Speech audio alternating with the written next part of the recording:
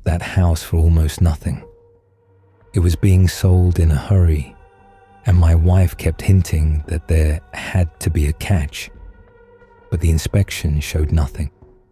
Just an old wooden house, sturdy, with a small backyard.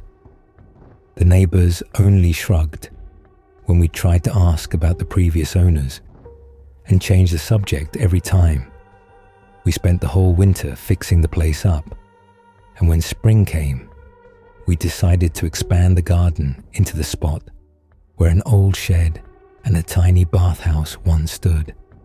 I remember the exact moment the tiller hit something solid. I thought, a rock. Turned the machine off, bent down to pull it out, but it wasn't a rock. It was a long, yellowish bone, shaped like a rib, but thicker than any cow bone I'd ever seen. I tossed it aside and kept working. Figured the old owners might have butchered livestock here. A few more feet, another bone, then another, and another. Soon I wasn't tilling soil anymore.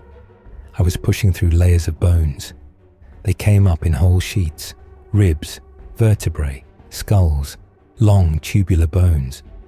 Not clean skeletons, but a chaotic mixture, fused together by time. And the skulls. The shapes were wrong. Strange ridges, eye sockets too deep. My wife walked closer and turned pale instantly. "What is that?" she whispered. I had no answer. She wanted to call the police. I convinced her not to. Didn't want the neighbors laughing at the jumpy city folks. I told her I'd handle it, and I did.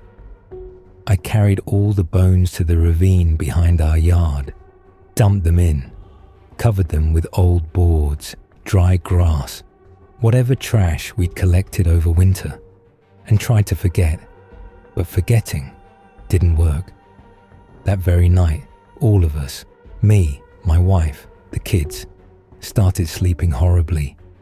Nightmares so thick and sticky it felt impossible to wake up, and falling asleep again was even worse. Mornings turned us into wrecks, barely moving, exhausted.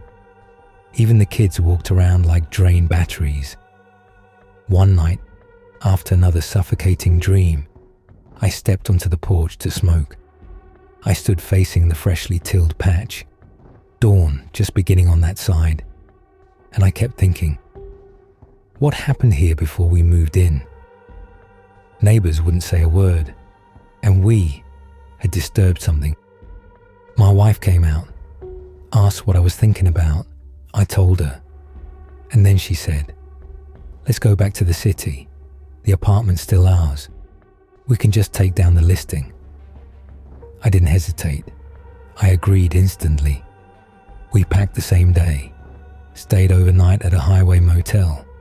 She refused to sleep in that house ever again. Later, when I suggested selling the place, she said no. We didn't use our savings anyway, only the family grant money, so moving back cost us nothing.